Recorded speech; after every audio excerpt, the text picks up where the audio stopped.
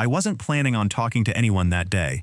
Was just standing near the vision center counter, waiting for my glasses to be adjusted. Half paying attention, when the woman working behind the counter leaned over to the customer next to me, an older man holding a pair of frames, and quietly said, "Honestly, I wouldn't buy that one if I were you." Not in a pushy way, not like a sales pitch. It sounded like she genuinely meant it. That stuck with me. So a few days later, I went back and I asked her directly what she'd actually tell her own parents to avoid buying at the vision center if they walked in tomorrow. She didn't hesitate. She had a list. 10 things actually, and by the end of the conversation, I understood why she'd said what she said to that stranger. Because a lot of what gets sold at the counter isn't really about what's best for the customer, it's about what the display case is designed to sell. She's been working the vision center counter for a little over 6 years, long enough to watch the same patterns repeat with almost every customer who comes through, especially the ones coming straight from a routine eye exam, feeling a little rushed and a little overwhelmed. She told me she's not trying to badmouth her own employer. She genuinely likes the job, and plenty of what's sold there is fairly priced and useful. It's specifically these 10 things she said she'd steer her own family away from, and nothing else. Today I'm walking you through all 10 of those items, in her own words as closely as I can put them, starting with number 10 and counting down to the one she said matters the most for anyone over 60. If even one of these saves you money on your next visit, do me a favor and tap that like button. It helps this reach more people who need to hear it before their next eye appointment.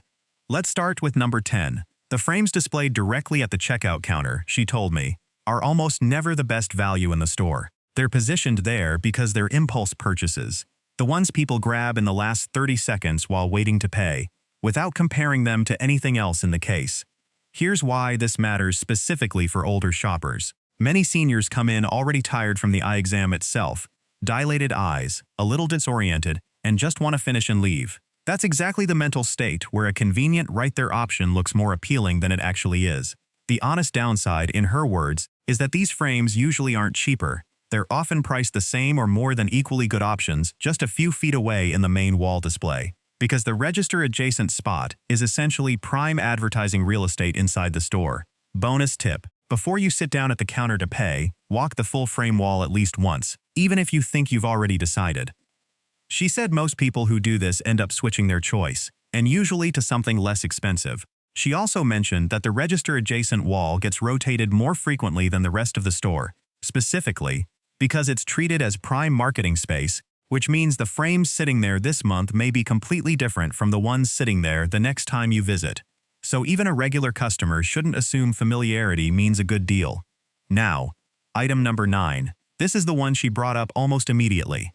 The extended protection plan on frames and lenses gets offered to nearly every single customer, and for a lot of seniors, it's phrased in a way that makes it sound like it's simply part of the purchase rather than an optional add-on. She said the phrasing matters more than people realize. Something offered as, "We'll also get you set up with the protection plan," lands very differently in the moment than, "Would you like to add an optional protection plan?" Even though both are technically the same offer. Why this matters: for someone on a fixed income, an extra $30 or $40 tacked onto a purchase that already isn't cheap can quietly stretch a budget further than expected, especially if you weren't planning on it going in. Her honest downside was blunt. Most glasses, she said, never actually break in the covered window, and when they do, the replacement process often takes longer and involves more paperwork than people expect, which frustrates the very customers it was marketed to reassure. Bonus tip: ask directly, "What exactly does this plan cover, and what's my out-of-pocket cost if I never use it?" She said that single question, asked calmly, is usually enough to get a straight answer instead of the standard pitch. She also pointed out that the plan is almost always easier to add later, during a follow-up visit, than it is to remove once it's already on the receipt. So there's rarely any real downside to saying not today and thinking it over at home first. Now, item number 8. Anti-glare coating itself isn't the problem, she explained. It's genuinely useful for a lot of people, especially for night driving. The issue is the upsell to a premium tier of the same coating, which she said is frequently pushed regardless of whether the customer's prescription or lifestyle actually calls for it. For a senior who mostly stays home, reads, and does light errands during the day, the premium tier rarely provides a noticeable difference over the standard coating, but it can add a real amount to the final bill without much explanation of why. The honest downside: once it's added to the order, it's difficult to remove after the lenses are already being cut, so the moment to ask questions is before you sign anything, not after. Bonus tip: Ask specifically whether the standard anti-glare coating is included in your total already before agreeing to any upgrade. In a lot of cases, she said, it already is, and the premium language is describing a marginal difference, not a necessary one. She added that the easiest way to spot an unnecessary upsell in this category is simple. If the person offering it can't clearly explain what specific problem it solves for your specific lifestyle within 1 or 2 sentences, it's probably worth passing on for now. Now, item 7, and this one surprised me. The Vision Center sells non-prescription blue light blocking glasses near the front of the display, marketed heavily toward anyone who uses a phone, tablet, or computer. She told me plainly that the actual research on blue light glasses reducing eye strain is mixed at best, and that these are one of the highest markup items in the entire section relative to what they actually contain. This matters for a senior who spends time on a tablet, keeping up with grandchildren, or reading the news, because the marketing specifically targets that exact use case, even though a basic anti-glare screen protector or simply adjusting screen brightness accomplishes something similar for a fraction of the cost. Her honest downside was simple. If you already wear prescription lenses, adding blue light coating to your existing pair makes some sense. But buying a completely separate non-prescription pair specifically for blue light is, in her words, mostly paying for the label. Bonus tip. If you're curious, ask whether blue light coating can simply be added to lenses you're already ordering, rather than purchasing an entirely separate pair. For anyone who genuinely feels eye strain after screen time, she said a far cheaper first step is simply adjusting screen brightness and using the built-in night mode most phones and tablets already have, before spending money on a dedicated pair of glasses to solve the same problem. Now, item number 6. Certain frames on the wall carry a recognizable designer name and cost significantly more, even when the physical construction, the hinge, the material, the manufacturing, is nearly identical to a house brand frame sitting 2 shelves over. She said she's had customers pick up both, compare them side by side, and be genuinely surprised at how similar they feel in the hand. In a few cases, she remembered, the 2 frames were even made in the same factory, just finished with a different name stamped on the arm and a very different price tag attached. For a senior on a fixed income, paying an extra $60 or $80 purely for a name printed on the temple arm is a real, avoidable expense, especially since most people wearing the glasses can't read that tiny printed name from more than a few inches away anyway. The honest downside, she admitted, is that some designer frames genuinely do have better hinge durability or slightly different weight distribution. It's not universally a scam, just usually not proportional to the price difference. Bonus tip. Ask an associate directly which house brand frame is closest in construction to the designer one you're eyeing. Most will actually point you to it if you ask plainly. She said the easiest test is to hold both frames and gently flex the hinge with your thumb. If they feel nearly identical in resistance and weight, the difference in the 2 price tags is almost entirely the name printed on the arm, not the engineering underneath it. Now, item number 5, and this is where things get more specific to prescriptions themselves. Progressive lenses come in multiple tiers, and the top tier gets marketed as the clearest, smoothest option available. For plenty of people, that's true and worth the cost. But she said a meaningful number of seniors are pushed toward the most expensive tier, without much discussion of whether the mid-tier option would serve their actual daily needs just as well. This matters because the price gap between tiers can be substantial, sometimes over $100, and for someone who spends most of their day at home rather than doing detailed close-up work for hours, the difference in real-world experience is often smaller than the price difference suggests. Her honest downside. Some people genuinely do need the top tier, particularly if they do fine detail work like sewing or intricate hobbies. This isn't a blanket never buy it. It's a ask why, specifically, this tier is right for you. Bonus tip. Ask the optician to explain the actual visual difference between tiers in terms of your daily activities, not just in terms of technology specs. She also suggested asking whether a short trial or a simple explanation of the corridor width, the usable clear zone in a progressive lens, is genuinely wider in the top tier for your specific prescription strength, since for milder prescriptions the practical difference tends to shrink significantly. If you've made it this far, you're already ahead of most people walking into that vision center, because most customers never get this kind of plain explanation before they're standing at the register with a total in front of them. She told me most of these conversations happen fast, often under time pressure, with a line of other customers waiting behind you, which is exactly the environment where it's hardest to slow down and ask a clarifying question. The next 5 items get more specific, and item number 1 is the one she said she wishes every senior asked about before their exam even started.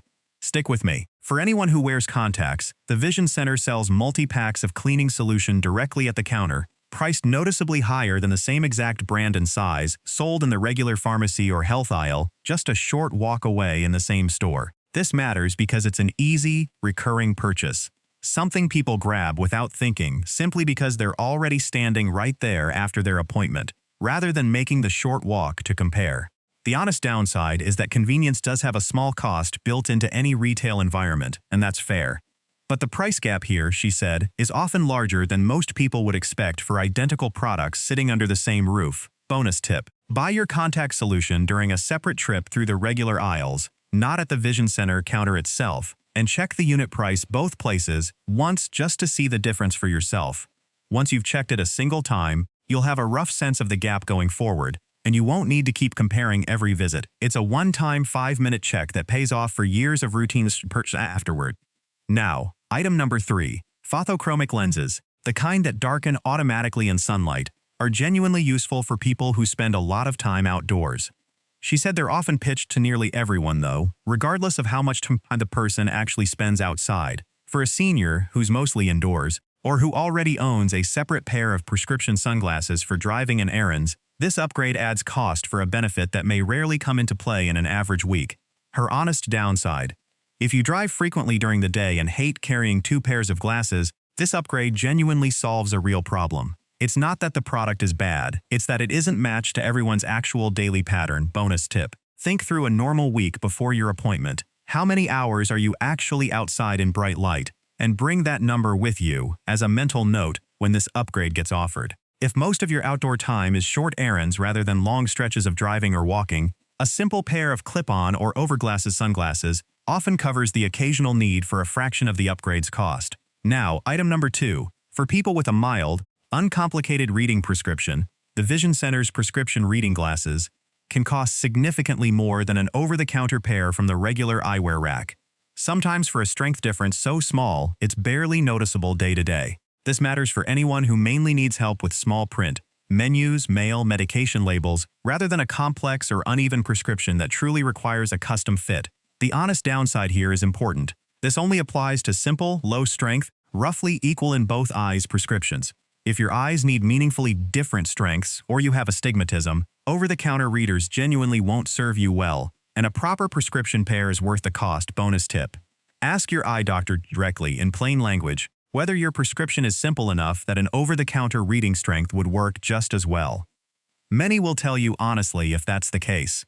She noted that most eye doctors genuinely don't mind this question, since they'd rather you spend money where it actually matters for your vision than on a formality that doesn't change how clearly you see. And now, item number 1, the one she said she wishes every senior asked about first. This isn't a product on the shelf. It's a step people skip entirely. She told me the single biggest mistake she watches happen, over and over, is a customer picking out frames and lenses first, getting emotionally attached to a choice, and only afterward finding out what their insurance plan actually covers. By which point they feel stuck moving forward with something more expensive than they intended. For a senior on Medicare or a supplemental vision plan, coverage details vary enormously. Some plans cover a flat allowance toward frames, others cover a percentage, and some cover specific lens upgrades but not others. Walking in without knowing these numbers means every decision at the counter is being made blind. She walked me through a rough example. One plan might cover a flat $130 toward frames, with no restriction on which frame you choose, while another might cover 80% up to a cap, and a third might only apply toward basic single-vision lenses and treat progressives as a full out-of-pocket upgrade. None of these are better or worse than each other on their own. They're just different, and each one changes which choices at the counter actually make financial sense for you specifically. Her honest advice was direct. Call your specific insurance provider before your appointment, not during it, and ask exactly what dollar amount or percentage is covered for frames, lenses, and any common upgrades like anti-glare or progressives. Write the numbers down and bring them with you. The honest downside of not doing this is exactly what she described: walking out having spent more than planned, not because anyone lied to you, but because nobody had the full picture of what was actually covered until it was too late to easily change course. She said the call itself usually takes less than 10 minutes, and most insurance providers are used to this exact question. You don't need any special phrasing, Just asking plainly what your plan covers toward frames, lenses, and common upgrades is enough to get a clear, useful answer. So let's bring this all together. The register adjacent frame wall, the default extended protection plan, the premium anti-glare upsell, non-prescription blue light glasses, designer label markups on nearly identical frames, an unnecessary top-tier progressive lens, marked-up contact solution at the counter, photochromic lenses for an indoor lifestyle, prescription readers when basic ones would work, and, the biggest one, walking in without knowing your actual coverage. My honest opinion, having sat with everything she told me, is that none of this comes from Walmart or its employees trying to trick anyone. It's simply how a retail eyewear counter is designed to operate, with upsells built into the normal flow of the conversation, and the responsibility ends up falling on the customer to ask the right questions at the right moment. She was careful to point out more than once that she likes her job, likes most of the customers she helps, and genuinely believes plenty of what's sold there is fairly priced. This list isn't a case against the Vision Center as a whole. It's specifically the 10 spots where she's watched good, well-meaning people spend more than they needed to, simply because nobody slowed down to ask a plain question before signing. If I had to pick the two that matter most, I'd say call your insurance before your appointment and walk the full frame wall before choosing anything at the register. Those two habits alone protect more money than everything else on this list combined. Everything else on this list matters too, but those two habits cost you nothing and take only a few extra minutes, which makes them the easiest place to start if you only change one thing after watching this video. Here's the spending trap I want to leave you with. It's not any single upsell, it's the assumption that because you're sitting in the chair and someone in a Vision Center vest is helping you, every recommendation must be tailored specifically to your needs.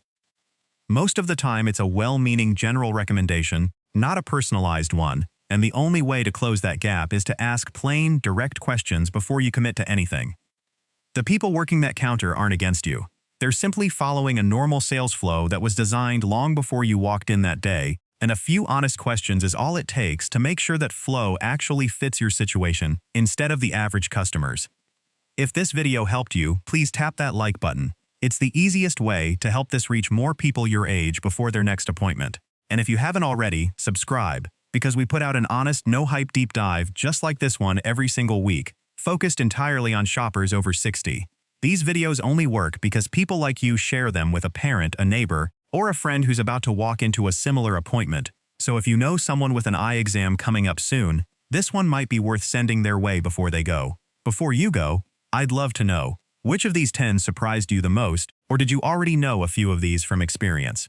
Drop the number in the comments. I read everyone, and it genuinely shapes what we cover next. If you've had your own experience at a Vision Center counter, good or bad, I'd genuinely like to hear about it too, since a lot of what ends up in these videos starts with a comment someone left on an earlier one. Thanks so much for watching. Take care of your eyes and your wallet, and I'll see you in the next one.